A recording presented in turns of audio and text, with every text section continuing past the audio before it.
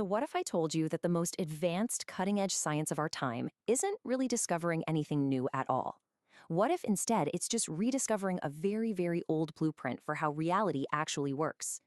Today, we're going to decode this incredible convergence where modern labs are starting to prove what ancient mystics knew all along, that you and I have way more power over our lives than we've ever been led to believe.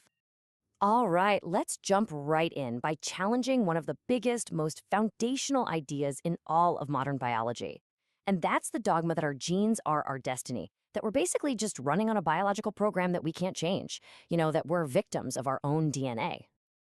But then you get a sentence like this from a respected cellular biologist, Dr. Bruce Lipton, and wow, this one idea just flips the entire script. It suggests that the control panel for our very biology isn't locked away inside our genetic code. It's in our minds, our beliefs. And that right there is the key that unlocks everything we're about to explore. So you can really see the massive shift in thinking here. On one side, you've got the old dogma, right? Genetic destiny. We're just machines, powerless.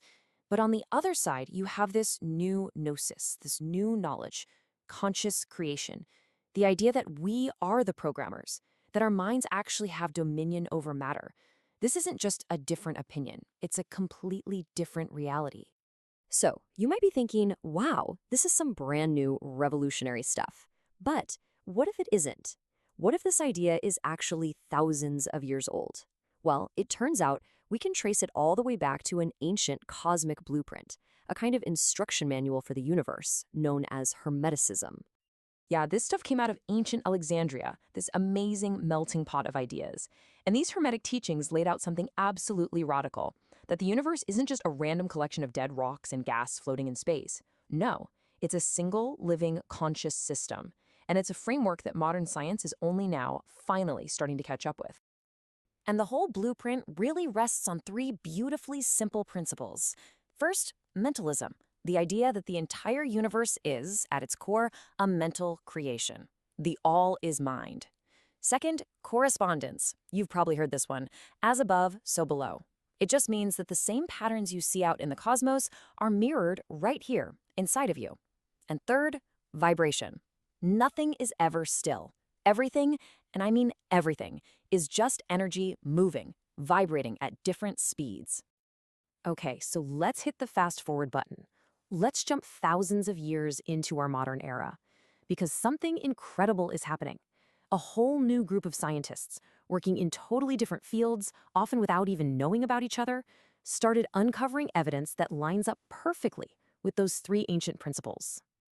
And here they are, the modern decoders. You've got Dr. Bruce Lipton, who we mentioned, showing how our beliefs literally change which genes get turned on or off. You've got neuroscientist Dr. Joe Dispenza, proving we can physically rewire our brains just by thinking differently. Then you've got Dr. Candace Pert, who found the physical link between mind and body. And on the grandest scale, physicist Nassim Haramein, who's working on a theory that the whole universe is one interconnected holographic field. Let's just pause on Dr. Pert's work for a second because it is so, so important. She discovered what she called molecules of emotion, or neuropeptides. Now get this, your feelings aren't just abstract things floating around in your head. They are actual physical molecules. They're the software of your thoughts being translated into the hardware of your body.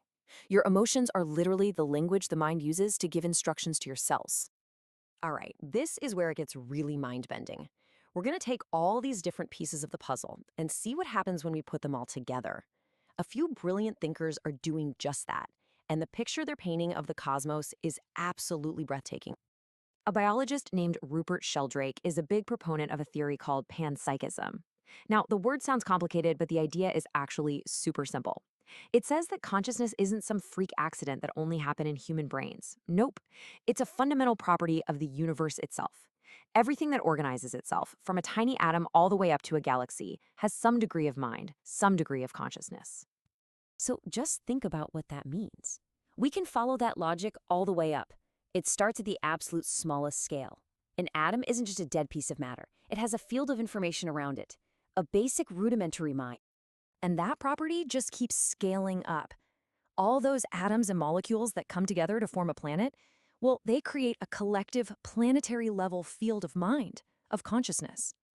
And if you keep zooming out, all the way out, the whole shebang, the entire cosmos can be seen as one vast, interconnected system of minds within minds.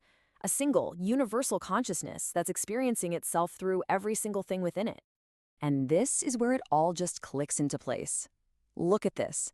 That ancient Hermetic principle, the all is mind? Well, today, we're calling it Panpsychism and talking about morphic fields. As above, so below? That's the science of fractals and the theory of a holographic universe. And everything vibrates? That's literally the foundation of quantum physics and the science behind those molecules of emotion. It's the same wisdom, just with a new, modern vocabulary. Okay, so that's a whole lot of big, cosmic, mind-blowing theory, but let's bring it all the way down to Earth. Let's make it personal. So what? What does any of this actually mean for you in your life right now? Well, it means everything, because if this is true, if the universe is alive and conscious, then you're not just some random accident. You're not a passive observer watching a meaningless movie. You are an active, essential participant. You are a co-creator in this living cosmos. And this means you've got an incredible set of tools to work with. Your thoughts aren't just private little things. They are signals you are constantly sending out to this conscious field. Your emotions? That's the technology that turns those signals into physical reality. This makes you a kind of sovereign alchemist with the power to literally transform your reality by transforming your inner world. Healing what's inside you directly impacts what happens outside you. So that's the thought I really want to leave you with. If we start to accept this emerging picture of reality, a universe that is alive, that is aware, and that is fundamentally responsive, it really only leaves us with one incredibly profound question. In a living universe that is actually listening, what will you choose to ask for?